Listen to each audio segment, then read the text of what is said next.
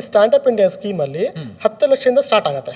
Okay, ಅಲ್ಲಿಂದ start ಆಗಿ 1 ಕೋಟಿವರೆಗೆ ಕೊಡ್ಬೋದು. 1 ಕೋಟಿವರೆಗೆ ಕೊಡ್ಬೋದು. ಬಟ್ ಇವಾಗ ಸರ್ಕಾರ ಅದನ್ನು 2 ಕೋಟಿವರೆಗೆ ಮಾಡಿದ್ದಾರೆ. ಪುರುಷ ಆಗಿದ್ರೆ ಬರೀ SC/ST ಮಾತ್ರ, ಮಹಿಳೆ ಆಗಿದ್ರೆ ಯಾವುದೇ ಜಾತಿ ಮಹಿಳೆ ಓಕೆ ಸ್ಟ್ಯಾಂಡ್ ಅಪ್ ಇಂಡಿಯಾ ಸಿಗುತ್ತೆ. ಅಂದ್ರೆ ಎಲಿಜಿಬಿಲಿಟಿ ಕ್ರೈಟೀರಿಯಾ ಏನು? 10 ಲಕ್ಷ ಮೇಲ್ಪಟ್ಟು ಅಥವಾ 1 ಕೋಟಿ ತಗೋತಾ ಇದ್ದಾರೆ ಅಂದ್ರೆ ಅವ್ರದೊಂದು ದೊಡ್ಡ ಪ್ರಾಜೆಕ್ಟ್ ಇರುತ್ತೆ.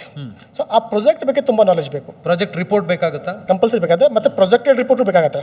ಸೊ ನೆಕ್ಸ್ಟ್ 5 ಇಯರ್ಸ್ಗೆ, ನೆಕ್ಸ್ಟ್ 9 ಇಯರ್ಸ್ಗೆ, 7 ಇಯರ್ಸ್ಗೆ ಅವ್ರು ಯಾವ ತರ ಗ್ರೋತ್ ಆಗ್ತಾರೆ, ಸೊ ಅದು ಕೂಡ ಬೇಕಾಗುತ್ತೆ. ಬಟ್ ಮೇನ್ ಇಂಪಾರ್ಟೆಂಟ್ ಇರೋದಪ್ಪ ಅಂದ್ರೆ ಇದು ಮಹಿಳೆಯರಿಗೆ, ಮಹಿಳಾ ಉದ್ಯಮಿಗಳಿಗೆ ಬೆಳೆಸೋ ಸಲುವಾಗಿ ಈ ಸ್ಕೀಮ್ ಮಾಡಿದ್ದಾರೆ. ಮತ್ತೆ SC/ST ಜನಾಂಗದವರಿಗೆ ಸವಲತ್ತು ಆಗ್ಲಿ ಮಾಡಿದ್ದಾರೆ. ಏನೇನು ಬಿಸ್ನೆಸ್ ಇದರಲ್ಲಿ ಬರುತ್ತೆ ಸರ್, ಅಥವಾ ಇದನ್ನ ತಗೊಂಡು ಏನೇನು ಬಿಸ್ನೆಸ್ ಮಾಡಬಹುದು? ಇದರಲ್ಲಿ ನೋಡಿ, ಮ್ಯಾನುಫ್ಯಾಕ್ಚರಿಂಗ್ ಮಾಡ್ಬೋದು, ಇನ್ನೊಂದು ಸರ್ವಿಸ್ ಸೆಕ್ಟರ್ ಮಾಡ್ಬೋದು. ಬಟ್ ಟ್ರೇಡಿಂಗ್ ಆಕ್ಟಿವಿಟಿ ಬರಂಗಿಲ್ಲ. ಏನೇನು ದಾಖಲೆಗಳು ಕೊಡಬೇಕಾಗುತ್ತೆ ಸರ್ ಇದಕ್ಕೆ ಅಪ್ಲೈ? ಸೊ ನಂತಲ್ಲ ದಾಖಲೆಗಳು ಇದರಲ್ಲಿ ಟಫ್ನೆಸ್ ಇಲ್ಲ. ಬಟ್ ಮೇನ್ ಇಂಪಾರ್ಟೆಂಟ್ ಅವ್ರದ್ದು ಪ್ಲಾನ್.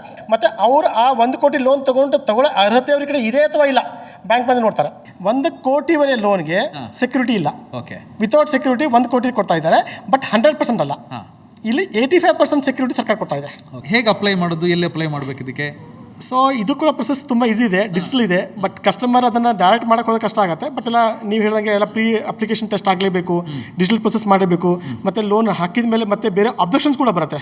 ಸೊ ಪೋಸ್ಟ್ ಅಪ್ಲಿಕೇಶನ್ಸ್ ಕೂಡ ಇರುತ್ತೆ. ಸೊ ಅದು ಕೂಡ ಮಾಡಬೇಕಾಗತ್ತೆ. Boss Vala, B the boss.